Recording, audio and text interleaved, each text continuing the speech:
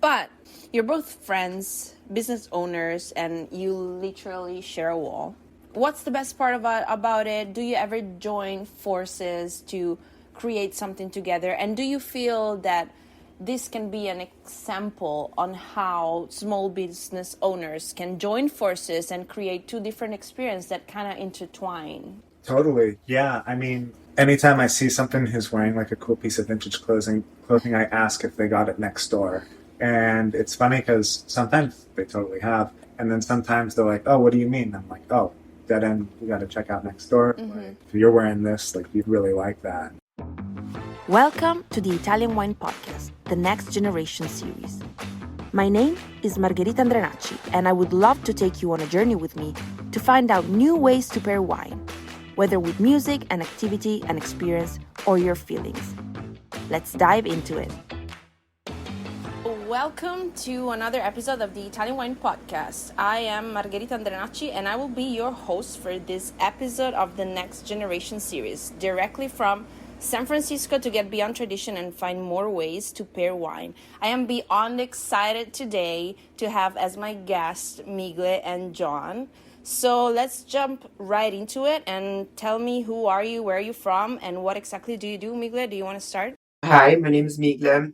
I am an owner of Dead End Vintage, which is based on 19th Street in a Mission District.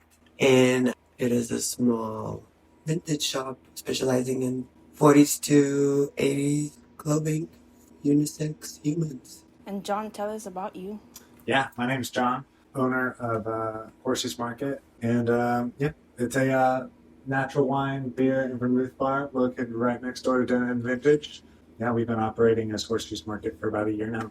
And how did each of you find your way into your respective industry? So Migle for vintage and Josh for the beverage industry. I started a long time ago.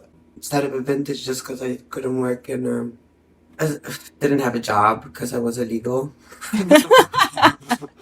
And I had to come up with something. So started buying and reselling vintage online. And then eventually, once I got my paperwork, I opened up the business next door to Horsies. And tell us, how did you get into the beverage industry, John? Yeah, it was just kind of like a unique opportunity. I had been a fan of the bar through my friends Hannah and Julian. Julian had been working for the previous owners of the bar for about 6 years when they gave him the opportunity to buy the business because they were looking to part ways with it. And I had finished grad school in 2023 and was kind of looking for work, was visiting San Francisco, hanging out at the bar, and Julian approached me with the question as to whether or not I'd be willing to take over the bar with him and run it, and having no other real options for employment on the table at the time, I just thought, like, why not give it a go? That's great. So you both kind of were looking into something new or something to jump right into, and you took the chance to do it. And it's great to have, young business owners that are kind of finding their way into their respective industry. But I have a question. I mean, I know the answer already, but I want you to share it with the audience. How did you meet each other, and why are you here together? Well, as John put it, Julian offered him the position. But I am friends with Julian for a very long time, and him being quarter Lithuanian and me being fully Lithuanian, I guess that was the first connection that we had. And once we met, we kind of had a little dream together that we will have a business together one day. And yeah, I don't know where it happened. And although the business is not together, but it's next door, we only have a secret door that separates us. And I don't know. And John was, this is such an easy addition to this, partnership. I remember I was living in Long Beach for a long time, and so I'd come up like every couple months just to come hang out at the bar, and just there's like this really rad scene happening here on 19th Street. And I remember one time, it was like my first visit up after I had met Julian hanging out here at the bar. Migle, you had like come into the bar. You were eating some tacos. They were doing like the Dolores Hill Bomb. Oh, yeah. And you had just like come in from that, and I was like, you're like totally amped about that. Can we just for a second? Can you tell us what is the heel bomb at Dolores? Because I feel like everyone should know. Yes, absolutely. It happens once a year, and all the skaters come together from a lot of places from California to Palm Hill in Dolores Park, which is very dangerous and silly, but it's really fun. Yeah. Yeah, so I just remember you like came in with all this energy, and I was like, it was like my first time meeting you, but also like one of my first trips hanging out here at the bar, and I was just like, to me, you were like one of these characters of people that like hung out at in this space, and I was just like, oh, that's so rad. I was super intimidated by you. And like, I feel like it took like a couple trips before I like actually had like a conversation, like me coming back and forth before I actually had like a conversation with you. And then after I moved up, I was like, okay, like we're gonna be cool. Yeah. What's natural? Super natural. Totally. But were you bumping the heel or just watching? I usually just watch, but I don't remember. Probably this time I did not. Hopefully I did not. I did it probably twice in like last 7 years, but I don't remember if that was the year that I did it. Okay, well maybe next year. No, maybe not. Oh, yes, getting older. Okay, so you both come from distinct backgrounds, Lithuania and Huntington Beach. So how have these different environments influenced your vision and approach to your businesses? I come from a background of clothing making, first of all, so to resell fabric is not something that I, just stumbled upon.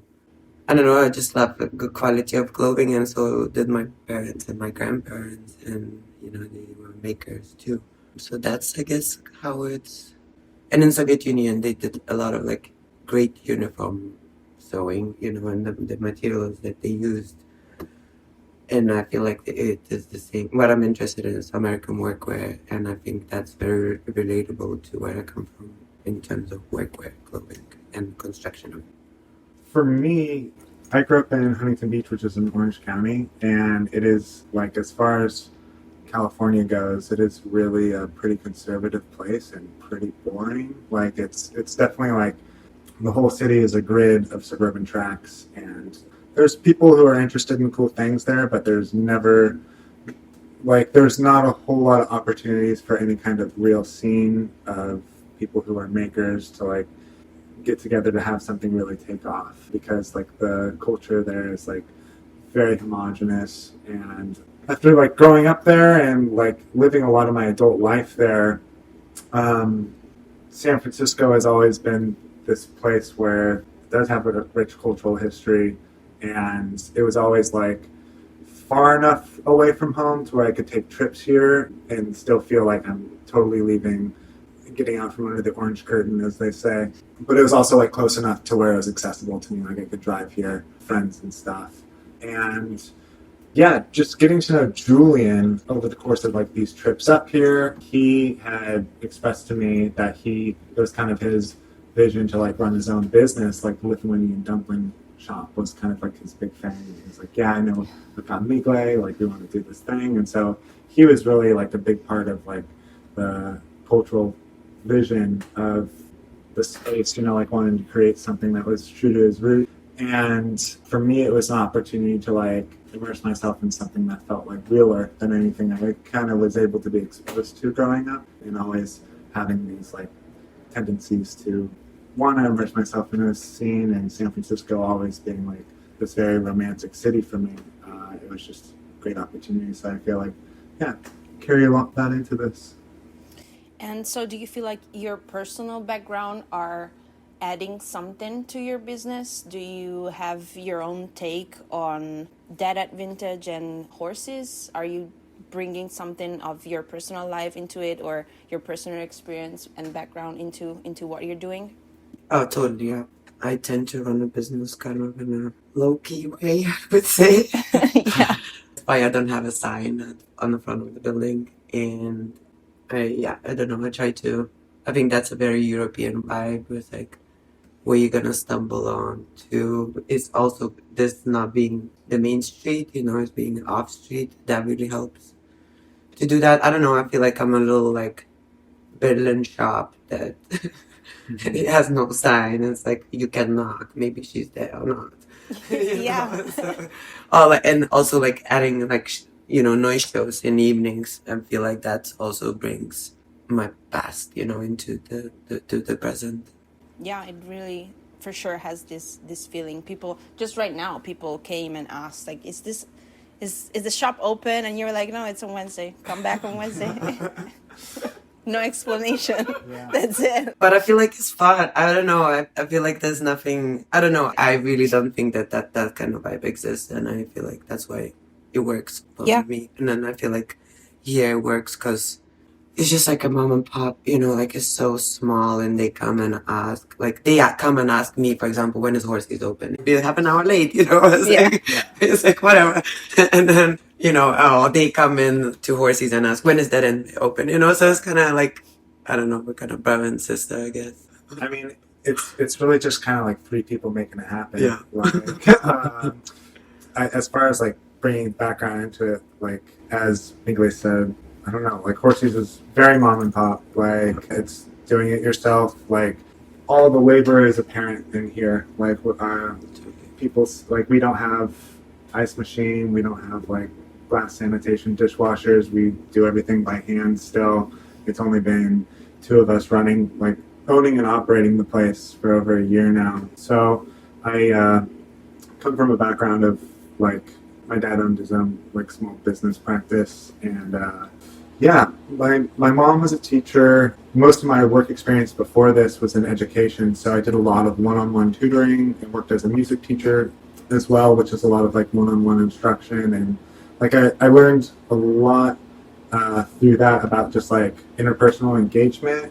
And I think from what I've heard, a lot of customers and people talking to me about Horsies Express is that like people come because they like the atmosphere that Julian and I kind of like put out as individuals. And this space was really kind of like quirky and eccentric because the previous owners were, and Julian and I are both like kind of cut from the same cloth. Like it's very like maximalist in the sense of like there's always something new to look at and there's really interesting lighting. The building itself is very narrow with tall ceilings, and so there's this sense of like I think it's a really warm environment, and it's an environment that like people can come into and be taken out of their heads a little bit. And then the way that Julian and I are able to engage with people kind of contributes to that atmosphere. So kind of makes it the space that it is. That definitely comes through. Yeah. I think I always say that I'm here because the vibe is just, it's good. It feels like I'm stepping into my own house, and it's like, it's just like your grandma's house, or like house, house filled with people that I don't know, but I can potentially, and I know they're up to getting to, know each other, just have a chat, and the spaces really complement each other in terms of like they're both kind of do it yourself in a sense, like not necessarily like outsider spaces, but they're spaces where interesting things are happening, and like Migle, you totally have like this, like you said, like European like vibe, like very cool, like the music that you get, the shows, the kinds of projects, art projects that you put on are super great, and like totally, it's like this yin and yang with the kind of like things that we're doing here. Now more of a personal question. What excites you the most about doing what you do?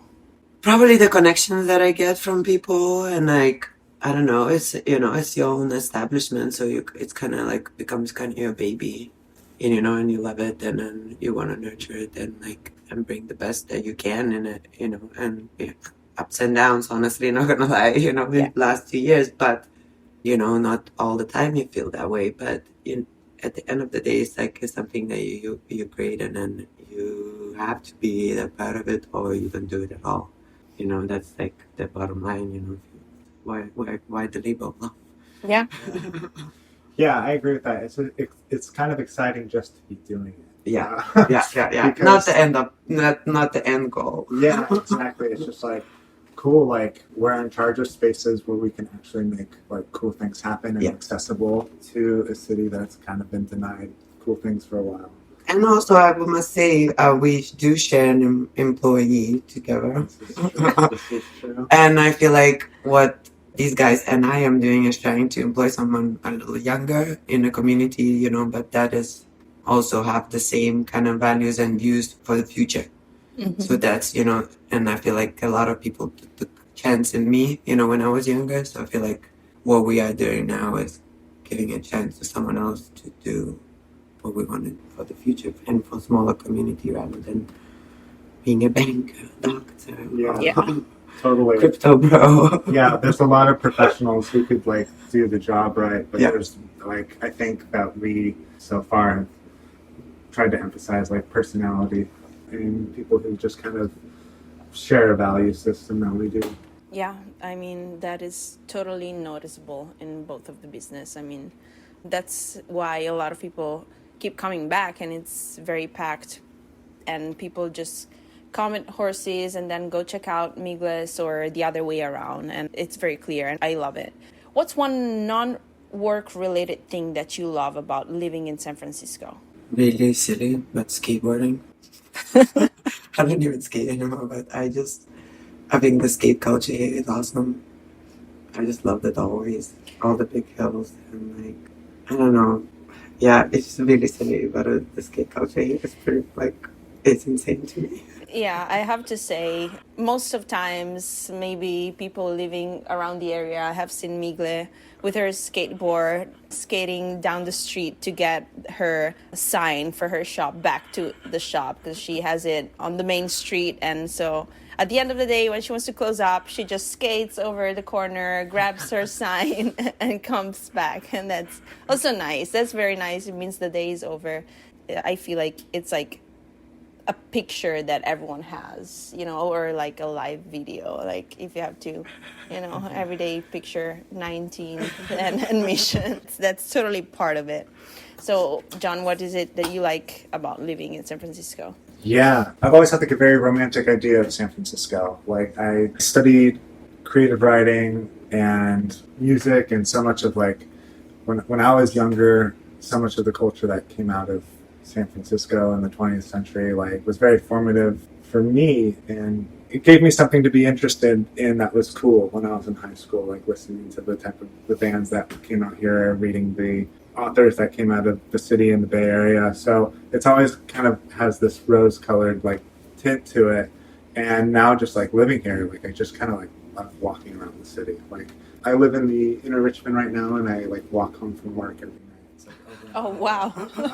and it's just like this. It's like the hills are romantic to me. Like the architecture of this city is romantic to me. I think that its geographical location is one of a kind. You know, it's a major city, but it's very small, and it's also kind of it's located on the Pacific Ocean, like with Yeah. beautiful Yeah. mountains and beautiful Northern California trees like surrounding it, and it just kind of trips me out sometimes just to like look at it and be like, it's so crazy how this city could be built in the way that it is It's- and look the way that it does, and it just I think I'm always going to be fascinated with it in that way. It's definitely picture perfect. Yeah. I think the beach, maybe let's just go back from the skateboarding. I think the beach is really important to me. Huge draw. Yeah.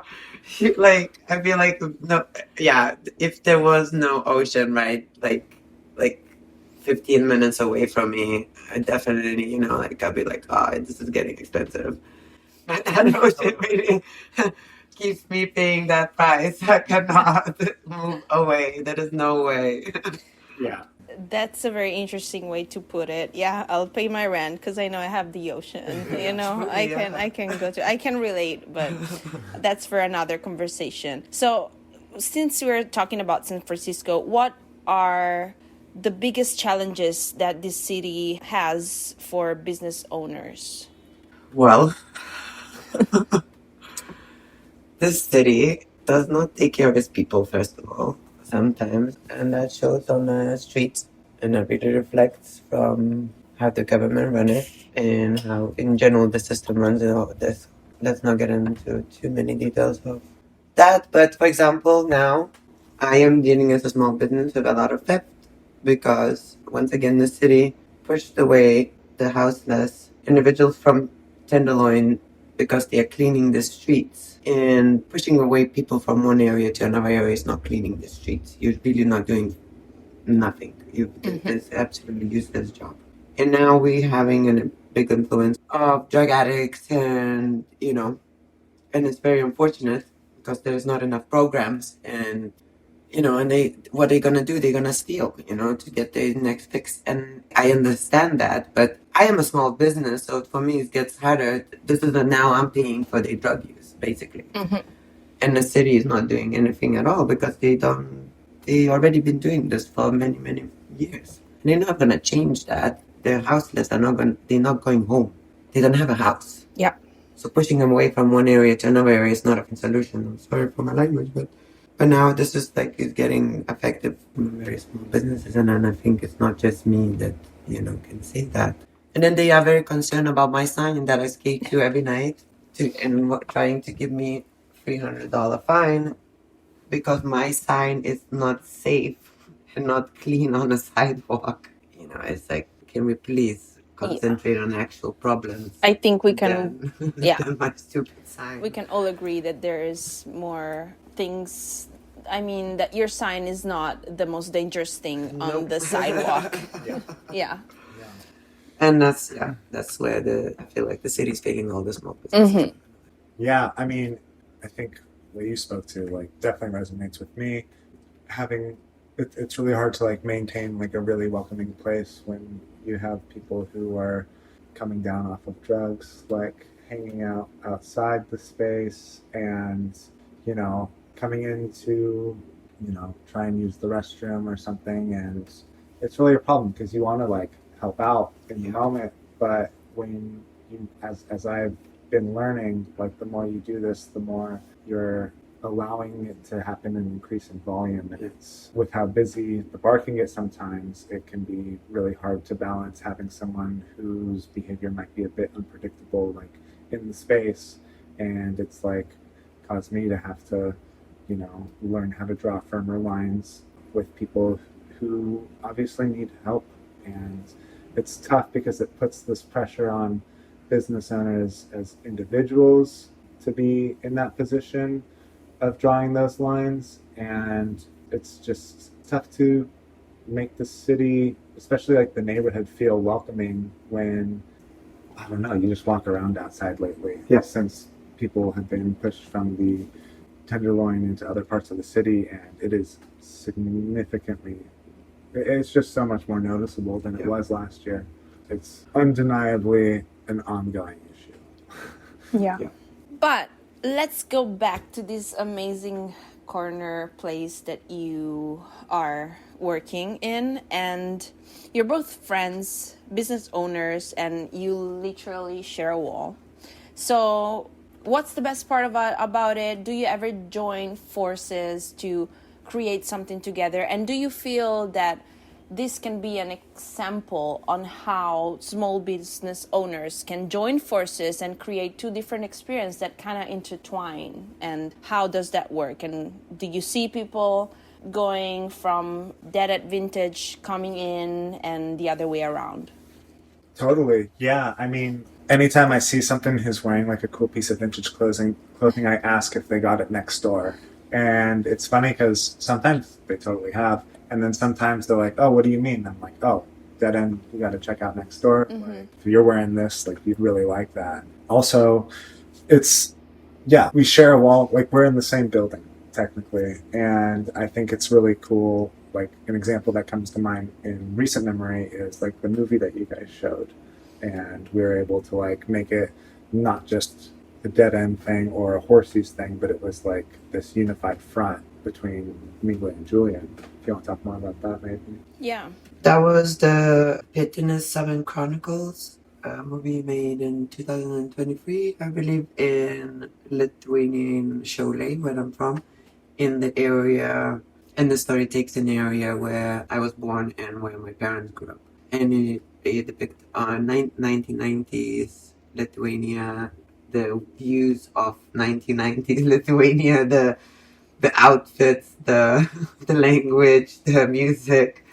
And it was just a really good story that we showed at Dead End, but we both promoted it between Horsies and the vintage shop.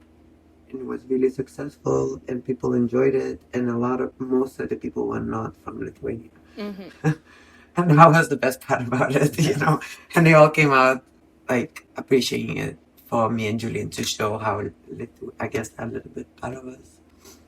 And so people were coming here to have a drink and then popping in to see the movie at your vintage shop. We promoted it for like a week, and then you could buy tickets, and it was like 30 seats only, very small but very cute. And would you say, does it happen often that people just pop in at Horsies, get something to drink, and then check out your shop? Totally. And we did actually, when we opened, from the beginning, we did like a event called Sip and Shop. So that's, really like a Friday night, and then, sometimes we get a DJ, or sometimes, John and Julian get a band, So that like totally, like, even though we're not maybe even throwing an event together, but that like flows both ways for sure. So John, what's Migle to go order when she comes in at Horsies? Maybe, it's about 5 and she still has a couple of hours to work, and she feels like she needs, just to hang out a little bit. So she pops in. What does she ask for?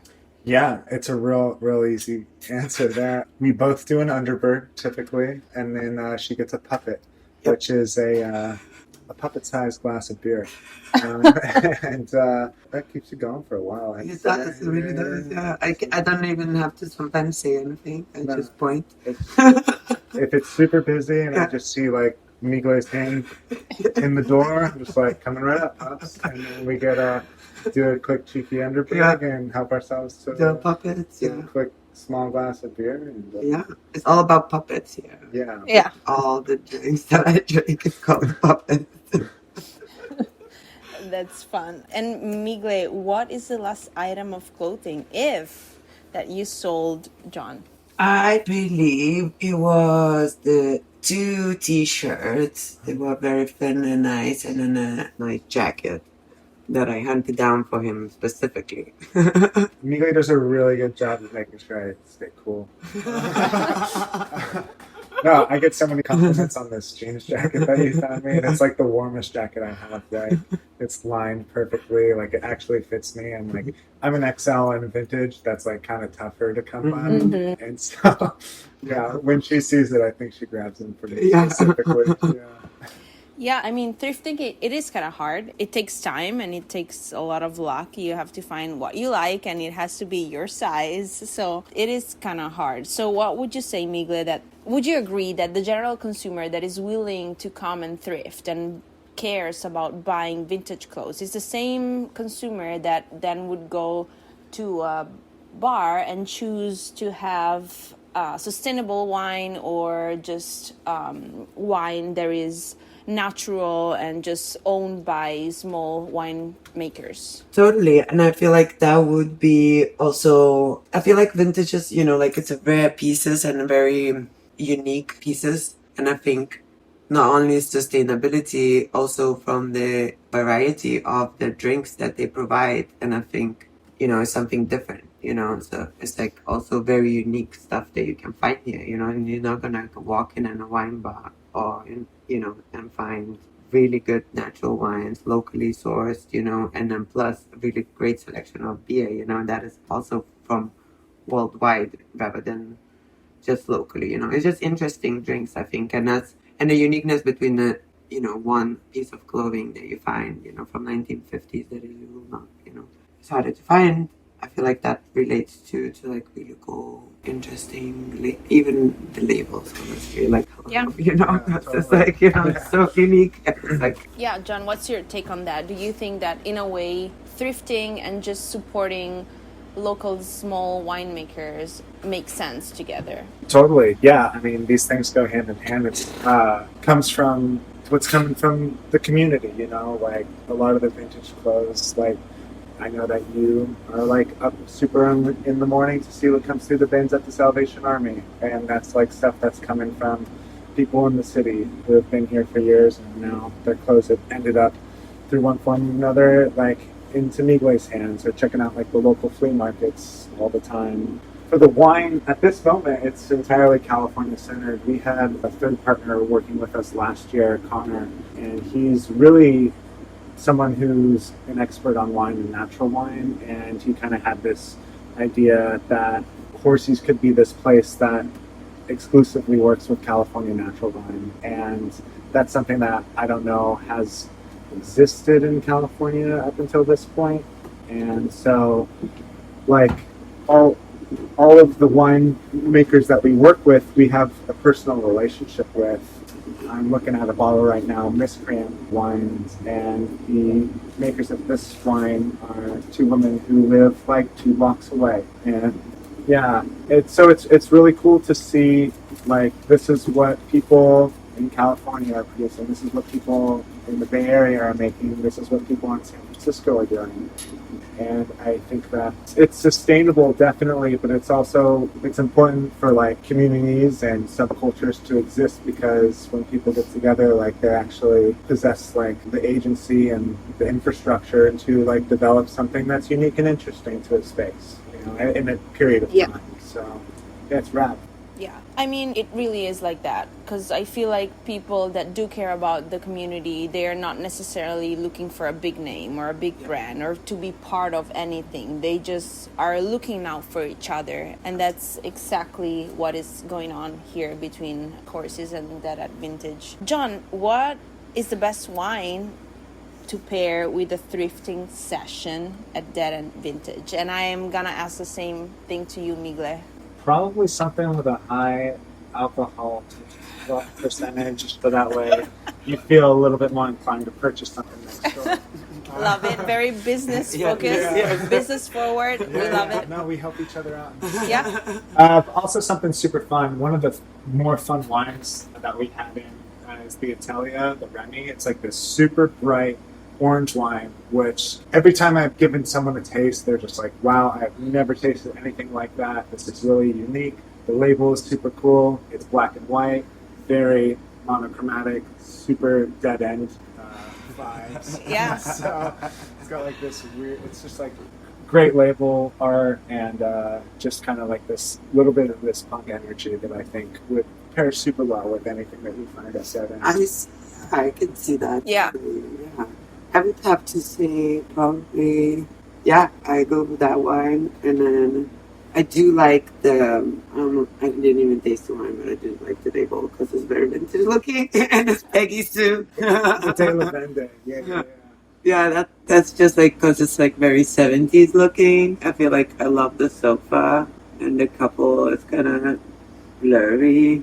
Great label. I think it will do well in the vintage shop. Yeah, it's a petite Syrah, you know. So it's gonna be like full bodied, and it's gonna give you what you need, but it's not gonna like shout about it. Love it. Migle, what do you say is the best wine to pair with a session of thrifting at Dead End Vintage? I think that was my answer. Okay. Yeah, the Peggy Sue. Yeah, definitely. The sofa really got me. The stripes. Love the stripes.